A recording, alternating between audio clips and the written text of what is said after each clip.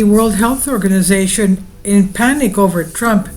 He cut off their funding, and they also want international agreements on pandemics.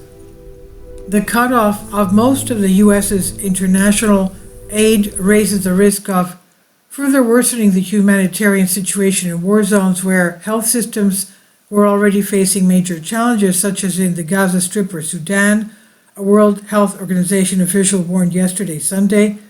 Since taking office 20th January, President Donald Trump has frozen U.S. foreign aid and effectively dismantled USAID, the U.S. Agency for International Development, which had an annual budget of $42.8 billion, accounting for 42% of the humanitarian aid.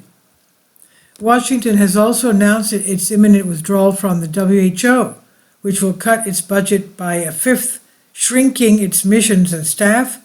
The United States, long the largest contributor to the UN Health Agency's funding, has not paid its 2024 pledges and may not do so in 2025.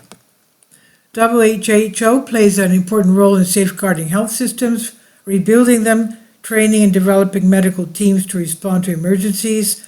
Hanan Balhi, WHO's regional director for the Eastern Mediterranean, told AFP in an interview in Riyadh.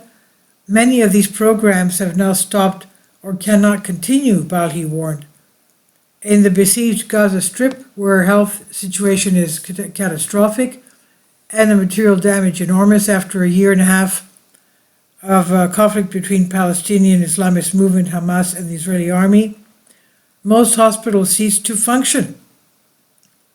Bali explains support for emergency medical teams, the supply of medicines, and the restoration of health infrastructure are directly affected by the freeze in the U.S. aid.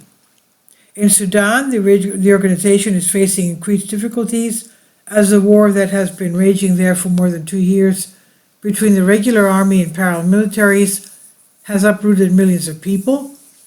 Parts of the country are simultaneously affected by at least 3 epidemics: malaria, dengue fever, and cholera, Mrs. Balhi pointed out. And she said, "We're working intensively to identify emerging and re-emerging pathogens to protect Sudanese people, but also the rest of the world." The U.S. withdrawal from the WHO would also undermine decades-old channels of communications with the country's best universities, research centers, and public health institutions. This would raise the risk of hindering the exchange of information, crucial for preventing health crises such as a future pandemic, thus affecting our ability to guarantee disease surveillance and detection on a global scale, the WHO official said. And as she recalled, these bacteria and viruses know no borders and are indifferent to human political circumstances. And this is with information from EPEMPE. Please leave your comments and thank you for your support.